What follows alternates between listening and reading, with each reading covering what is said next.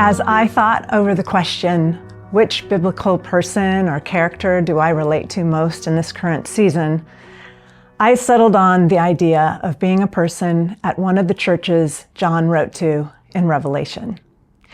If you didn't experience the Women's Bible Study in 2023 or haven't watched the Revelation podcast with Carla and R.O., I need to preface my comments by saying there's a lot to unpack in Revelation, and that is not what I'm doing here. But I do want to give a couple of statements from the Bible study before I continue. First, Revelation was written as a blessing to bring comfort and challenge. 2, John did not write Revelation to manufacture a crisis for people complacent about the empire, Rome. Complacency about Rome, the empire, was the crisis.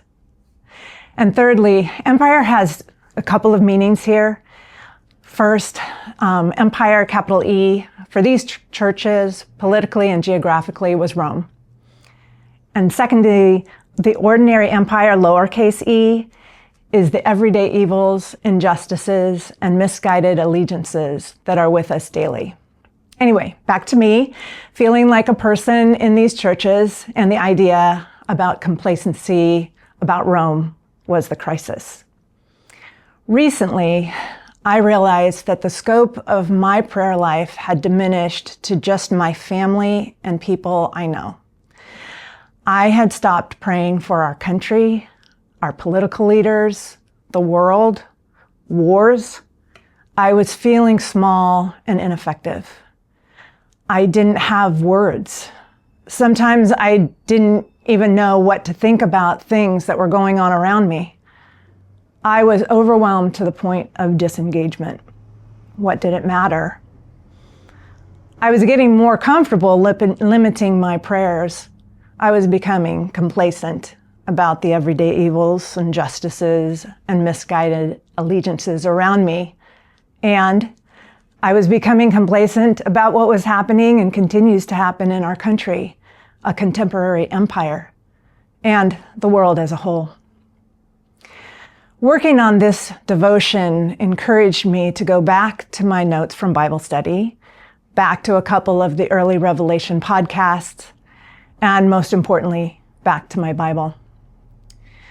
These churches named in Revelation were small, surrounded by the strong Roman Empire. They probably experienced the temptation to assimilate in many ways, bit by bit, over time. Maybe some of them experienced being overwhelmed by everything going on around them, like I have been. In going back to these letters, I read commendations for all the churches and condemnations for some of them. I am reminded that there are things I do well and things I need to improve or change. It is a comfort and a challenge to see this in the Bible, my own message about the Revelation. The people in the churches John wrote to were called to love, called to suffer, called to truth, called to holiness, authenticity, mission, and wholeheartedness.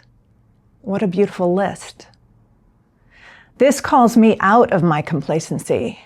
I have been brought back to a different place, a place where I re-engage, a place where I am called to worship, pray, and witness, a place where I remember that God is neither small nor ineffective. Standing here, wanting to be a Christian in the midst of empire, I wanted to end with the line that was the concluding statement in each of the 7 letters to the churches, as a reminder for us today. Let anyone who has an ear listen to what the Spirit is saying to the churches.